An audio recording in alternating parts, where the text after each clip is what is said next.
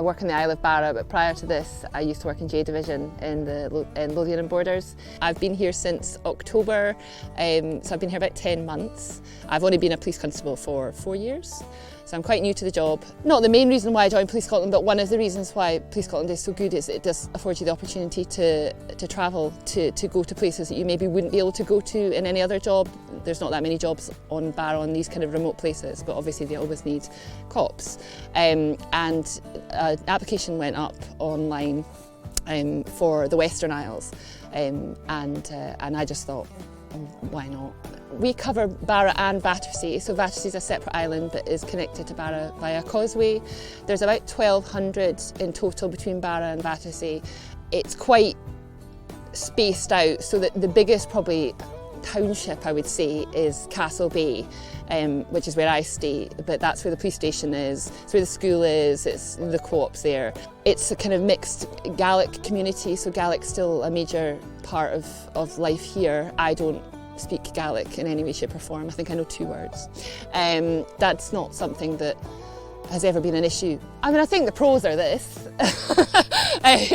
It's beautiful. I mean, it's absolutely spectacular. I mean, in the winter it's wild, and it can get very, very, very windy. I would say the people in Barra are quite pro-police. They tend to be quite amenable to you. They like to tell you things off the record a lot of the time, so we often get information that way, which is why it's really important to have good relationships with them. You don't have the same constraints on your time as you do on the mainland. You've got more ability to deal with jobs, you know, more sort of intimately, that you can really get into the meat of things if you need to. Going about your daily life, the locals will stop you. You're always a police officer. I mean, you're always a police officer anyway, but there's no anonymity here. You are who you are, you know.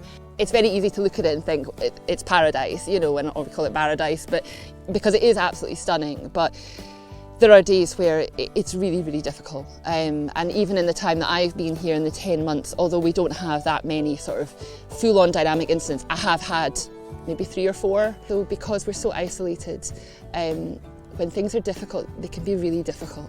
If we have a sort of challenging situation with maybe a person who's being difficult, we have no backup.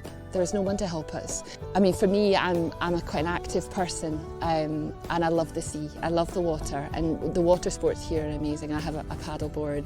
I've managed to procure a kayak, and I love all that stuff. We go swimming. The kids, I think, within about 3 weeks of being here, and we arrived in the winter, we'd all bought wetsuits, and we were all like in the sea.